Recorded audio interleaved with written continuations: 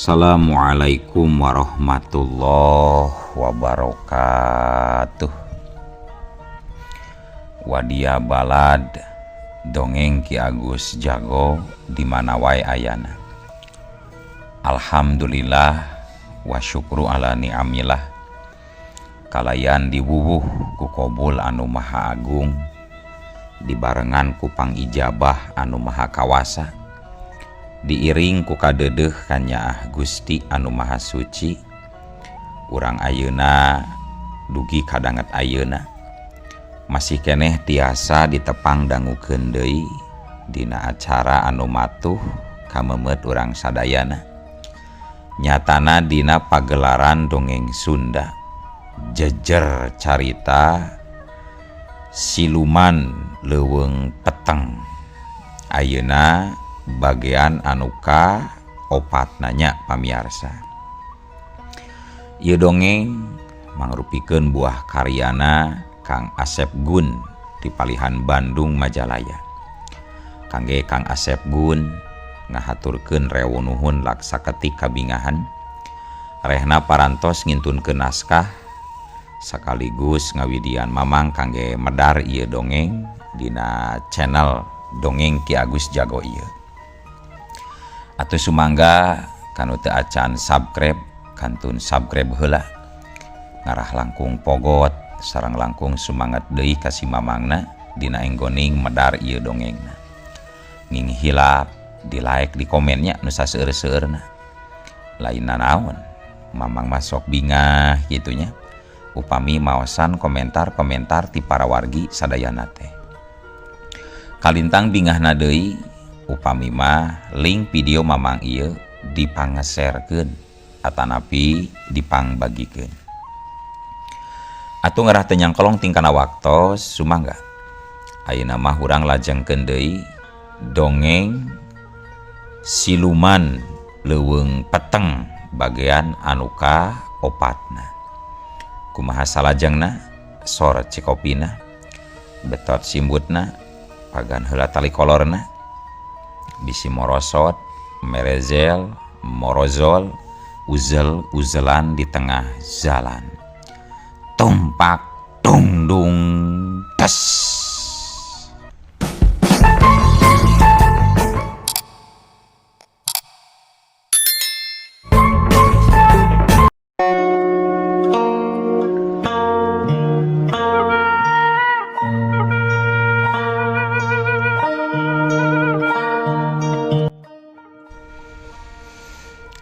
Kidira wayana anjeun moal wakad diidinan mulang ka lembur ku eang.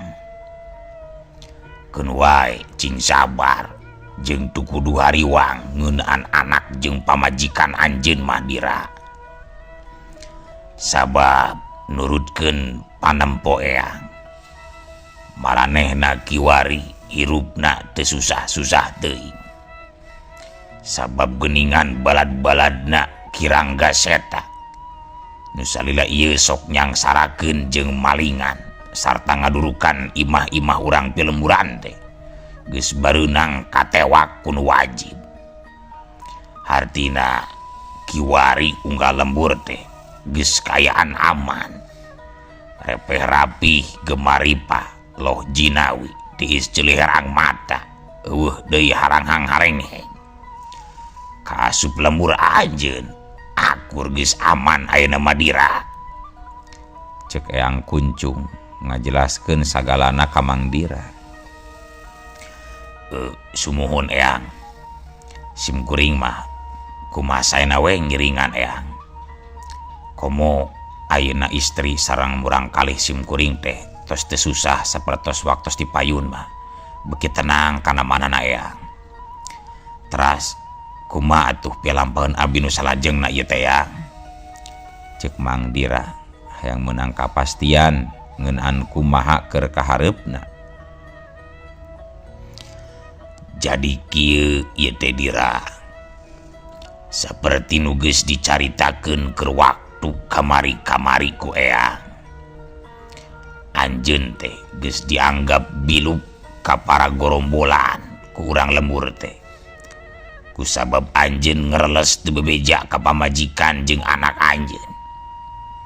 Eta sakabeh teh geus nimbulkeun kahariwang keur anak pamajikan, oge nimbulkeun kacurigaan keur sakabeh tatangga anjeun. Tah eta sakabeh teh halatan pagawean eyang. Sakali deui eyang menta hampura ka hidep, tapi cing yakin ieu sakabeh dilakukeun teh samata keur kaadean anjeun, khusus keur diri ayeun. Umumna mah keur sakabeh urang ti lemburan jeung balarea, cek Eyang Kuncung. Mang Dira kerung can ngartieun meureun kana maksud caritaan Eyang Kuncung. Atuh nempo Mang Dira ngadon kerung, pok Eyang Kuncung neruskeun deui caritanana. Keun bae can ngarti mah teu kudu hayang dijelaskeun ayeuna ku eyang. Lamun anjeun teu ngarti kana nu caritakeun bieu ku eyang mah keun dangke oge bakal kahardi ku sorangan, cenah cek Eyang Kuncung. Jiga nu geus apal tur nyaho kana nu aya dina jero hate Mang Dira. Sumuhun mangga eyang, ngiringan we abdi mah teh tadi mula oge. Kalihna ti kitu abdi nganuhunkeun rewo-rewo nuhun ka pangarsa eyang. Nu salami ieu parantos ngagembleng rupi-rupi ilmu anu arahing sareng kawilang langka. Hatur nuhun katampi pisan ilmuna eyang. Sakali deui hatur nuhun eyang, cek Mang Dira bade rengkuh tandaning hormat kanu jadi guruna. Nya teu nanaon, da memang eta mah geus jadi katangtuan tina sagala nu disebut kadaring atawa takdir hirup. Eyang mah ngan saukur dharma, ngan ukur ngalaksanakeun pancen. Jeung deui eyang teh rek aya tepikeun anu kalintang penting ka hidup. Pangna ayeuna anjeun diajak ngobrol secara daria teh aya tepikeun Dira. Aya dugikeun anu kalintang penting teh. Nu kalintang penting naon eyang? Mangga we geura carioskeun. Simkuring tangtos bade ngaregepkeun eyang, cek Mang Dira. Panonna ngareret kana paroman beungeut Eyang Kuncung, bangun nu ngarasa panasaran.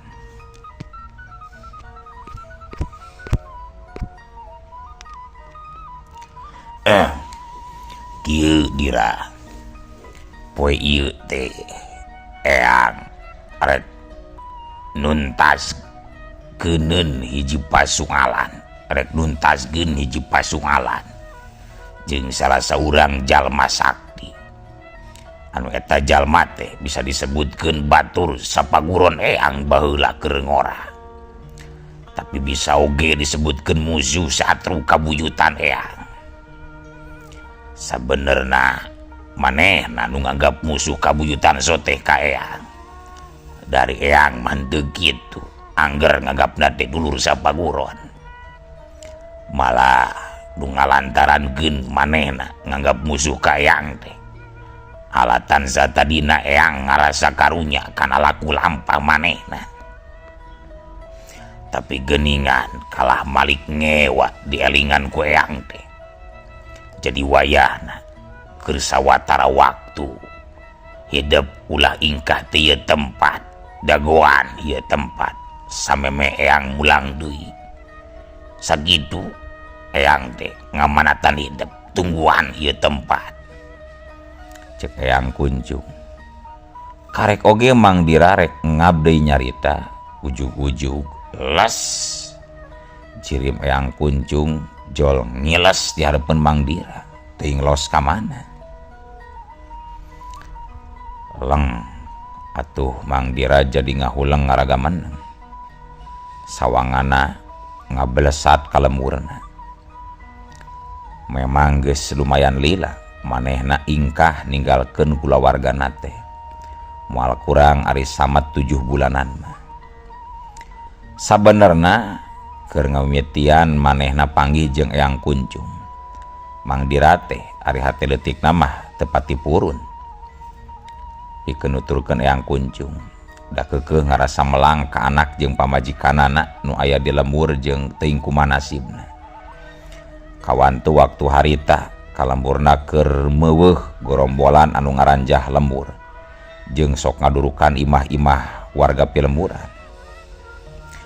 Tapi sanggeus dijelaskeun jeung diterangkeun sacara jentrek ku Eyang Kuncung. Ieu naon anu dilakukeunana samata pikeun kahadean hirupna, pikeun kulawarga katut balarea. Nya antukna Mang Dira oge nya tujuan kana pamaksudan Eyang Kuncung. Tug nepi ka akhirna manehna dibawa ku Eyang Kuncung ka eta tempat. Laju digembleng rupa-rupaning ilmu lahir jeung batin ku Eyang Kuncung nepi ka tutug sampurna. Naon atuh alesanana pangna Eyang Kuncung nurunkeun sakabeh ilmu panemuna ka Mang Dira. Saperti nu geus dicaritakeun samemehna, Eyang Kuncung mah teu ngabogaan turunan, teu ngabogaan anak jeung teu boga murid anu bisa nuluykeun pajoangan jeung cita-citana pikeun merangan sakabeh tindak laku kadoliman jeung kaangkara murkaan anu salawasna moal musnah di alam dunia ieu. Tah kusabab kitu Eyang Kuncung miharep sangkan Mang Dira jeung katurunanna engke nu bakal datang terus nuluykeun sakabeh cita-cita jeung pancen hirupna tadi. Jabati kitu manehna ngarasa yakin engke isuk jaganing geto bakal aya katurunan Kirangga Seta anu bakal neruskeun tapak lacak anu jadi bubuyutna, nyatana milampah kajahatan jeung nyieun karuksakan di alam dunia ieu. Jadi lain tanpa alasan Eyang Kuncung nurunkeun sakabeh ilmu pangawasana ka Mang Dira teh.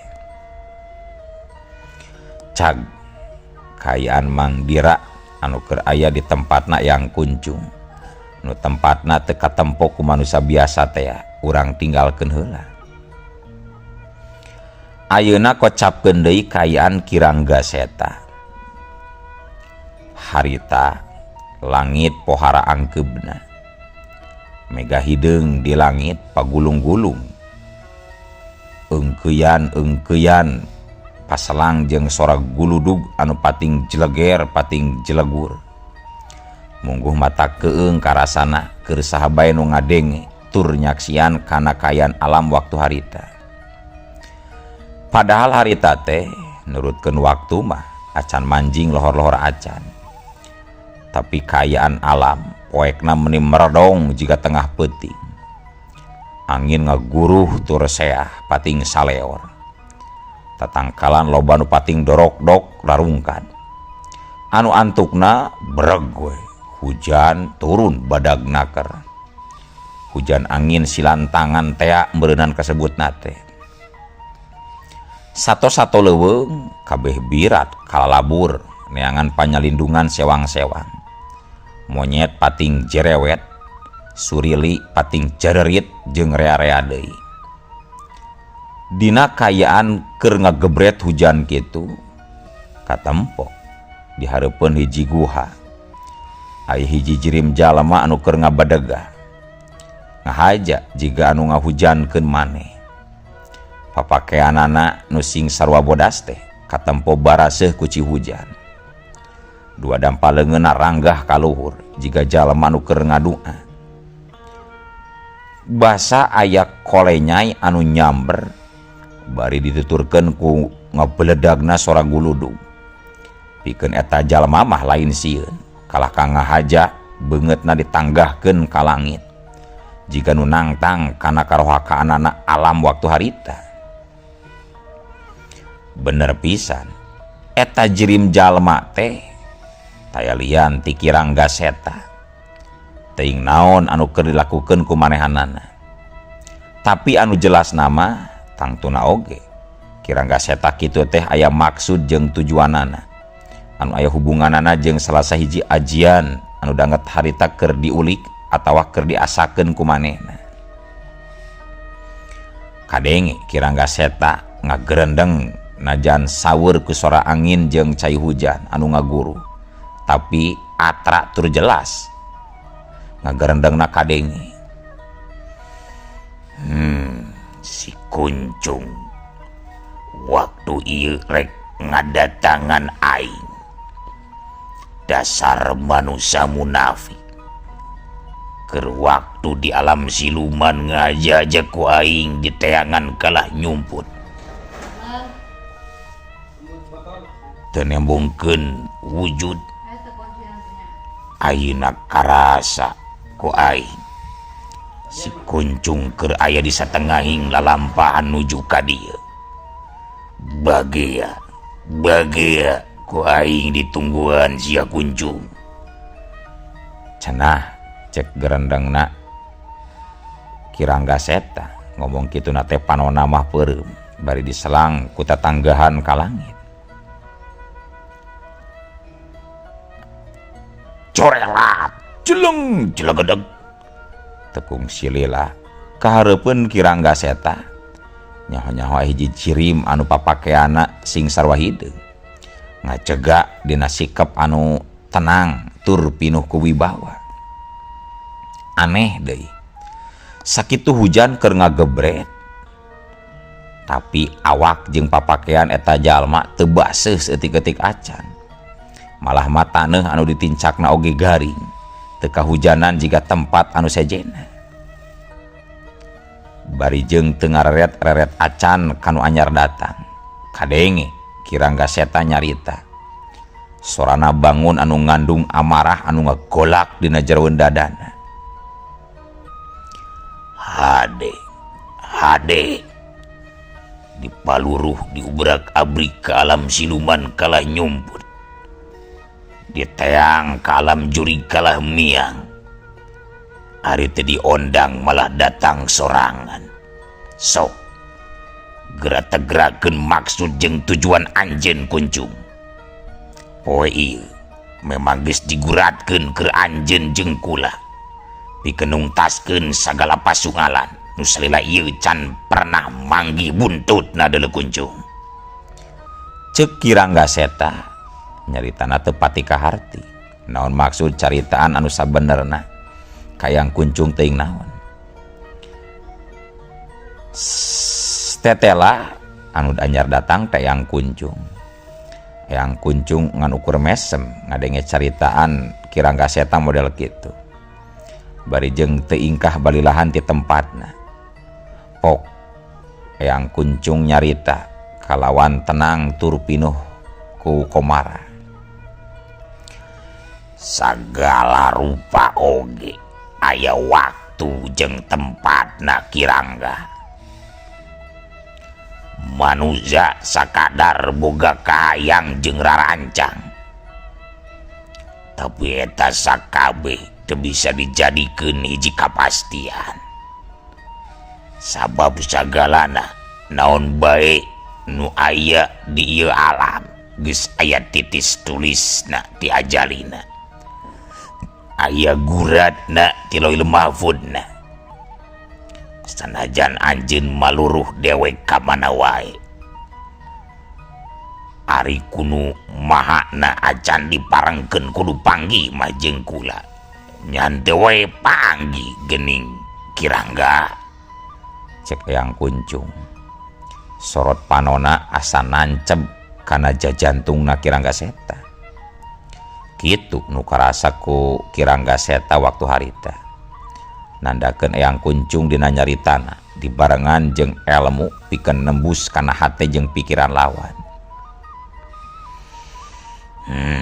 Sok atuh gerak kumaha pakarepan anjeun ayeuna Kuncung. Kula geus moal nyabit-nyabit deui ngeunaan jalma nu salila ieu ngaganggu sarta ngahalangan kana pagawean anak-anak buah kaula. Jeung kaula moal nyabit-nyabit deui ngeunaan antara urang anu pernah sagrusa ilmu nalika harita keur nyupri pangarti. Sebab kula oge apal urang duaan ayeuna geus beda jalan beda pileumpangan. Jeung kaula apal jalma anu salila ieu ngaganggu ngahalangan kana tindak tanduk murid-murid kaula nya anjeun pisan mangklukna. tapi kulantaran ayeuna mah sagalana geus kaliwat, geus bari, geus hasyum. Sabab sakabe balad kaula geus kacerak kun wajib, geus bubar katawuran, geus ditarewakan. Eta hartina kula geus teu ngokojoan deui kana laku lampah maranehna deuleu kunjung. Cek Kirangga Seta tatag serta jelas nyaritana. Soal eta memang gula geus apal tibeh dituna mula deuleu Kirangga. Ayeuna mah tinggal pasualan antara urang duaan. Eueuh sangkut paut jeung anjeun, teu sangkut paut jeung anjeun sarta kajadian-kajadian geus kaliwat. Syukur atuh ari anjeun geus babalik pikir mah, eta pisan anu diharapkeun ku kula di diri anjeun.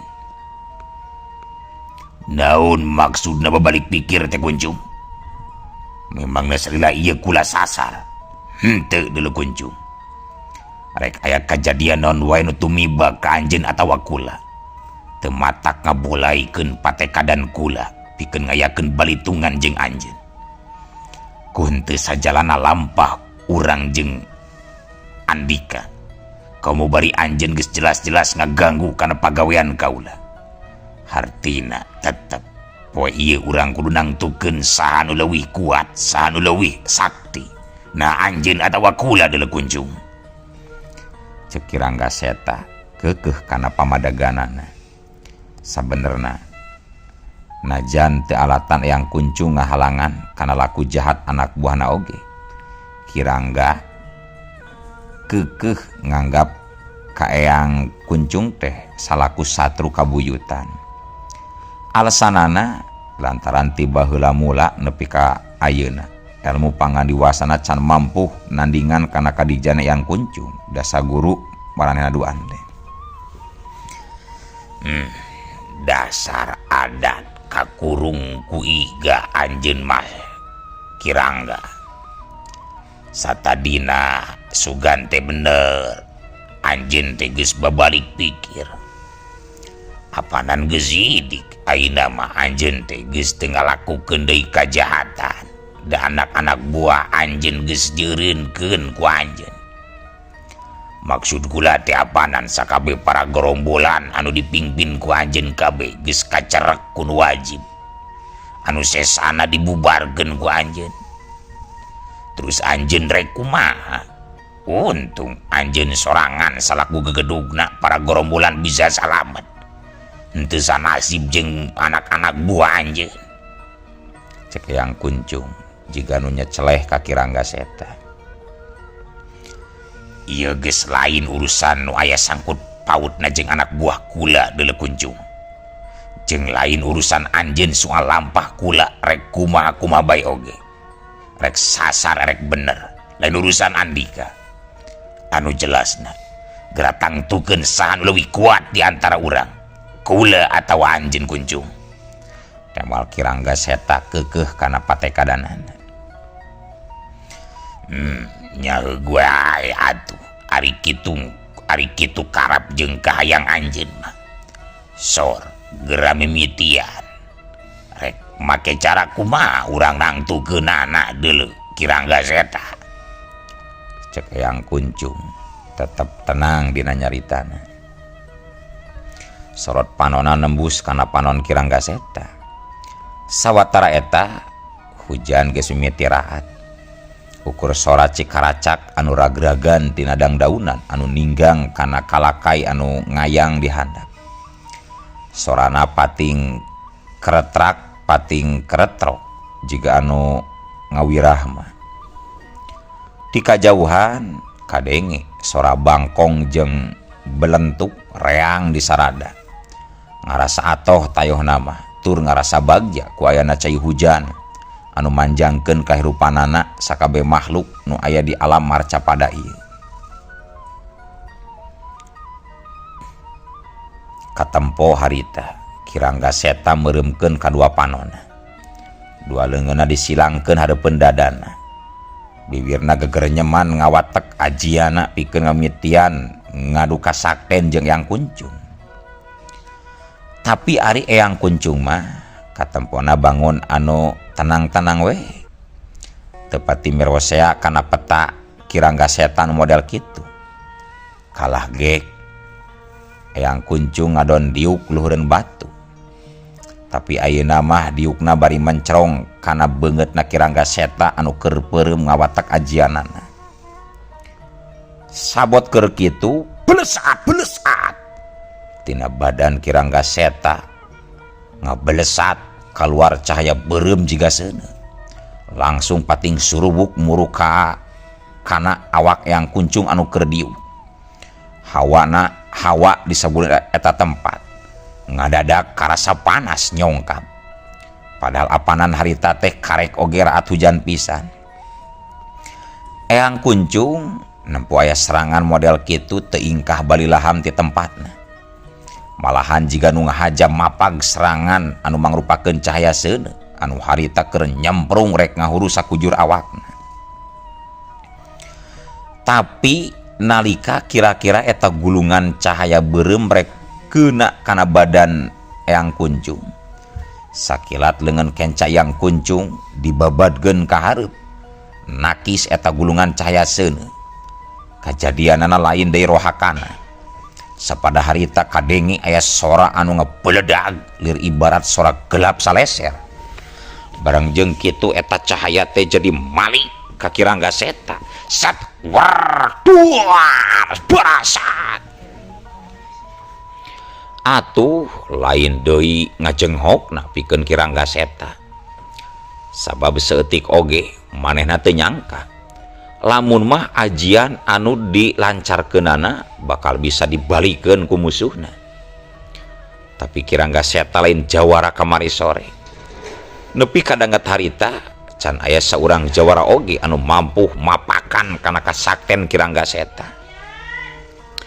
Matak ti heula jadi pamimpin para gorombolan ge. Pedah kawentar ku kasaktianana.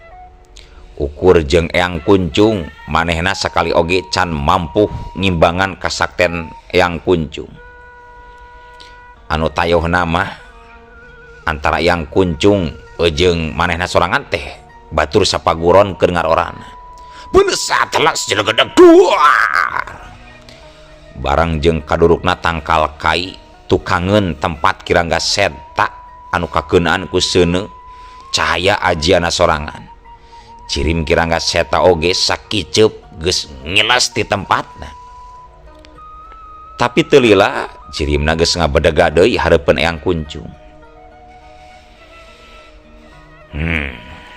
Angger kitu keneh wae geuning ti baheula teh ilmu ajian anjeun mah kirangga seta. Asa eueuh pisan paningkatanana, cek Eyang Kuncung ngaleceh. Mungguh lain deui ngaheabna ngadenge caritaan Eyang Kuncung model kitu. Tibarengan ku ngacungkeun dua peureupna ka luhur. Sarta dak dumadakan kadenge aya sora gelap meni ngageleger marangan ngacungna peureub kirangga seta ka luhur. Beulesat, berasat, beuludak, wus. Dua leungeun kirangga seta tisamet siku nepi kana ramo jadi hurung jiga seuneu ruhak anu ngaluarkeun hawa panas lain memeeusan. Tah ieu ajian kula nu salela ieu can kungsi digunakeun deuleu. Anjeun moal nyaho jeung moal mibanda kana ieu ajian deuleu Kuncung. Ajian ieu katelahna ajian bentar sungsang. Moal aya hiji kakuatan oge di sakolong jagat ieu nu mampu ngayonan ieu ajian dewek deuleu Kuncung. Cek si Rangga Seta bangun nu ngarasa reueus naker. Da jeung nya Eyang Kuncung oge karek harita kirangga set nempo kirangga seta ngawatek hiji ajian anu lain meunang guguru jeung manehna. Hartina sakabeh ilmu jeung ajian nu kacangking ku kirangga seta tangtuna ku Eyang Kuncung oge kacangking kangaranan saguru sailmu ieu. Tapi najan pada mibanda ajian nu sarua ari tingkatan mah Eyang Kuncung teh aya sabaraha tikelen jeung anu geus kacangking ku Kirangga Seta. Ngeunaan ayeuna Kirangga Seta mibanda ilmu atau ajian anu anyar. Beukeun Eyang Kunjung mah teu kaget teruas. Sabab manehna oge sabenerna mah mibanda sabaraha ajian anu lain pangwaris tinu jadi guruna. Tapi menang hasil olah tatapa jeung ngulik sorangan. Geus tu kudu loba nyarita Kirangga. Sok we gerak petakeun eta ajian teh. Kumaha? Gerak petakeun eta ajian teh. Keheula. Moal waka ayeuna deuleu ieu dipetakeunana ieu ajian teh. Nah, kunaon? Waktuna beak deuleu Kunjung. Eueuh. Waktosna kabujeng seep wadia balad dongeng Ki Agus Jago. Keun atunya ieu dongeng teh urang cekapkeun we heula dugi ka dieu. Insyaallah enjing pageto baris dilajengkeun deui. Atuh kukitu kukieuna mamang sejamit mungkur amit mundur ti payunan para wargi sadayana. Hayu ah. Assalamualaikum warahmatullahi wabarakatuh.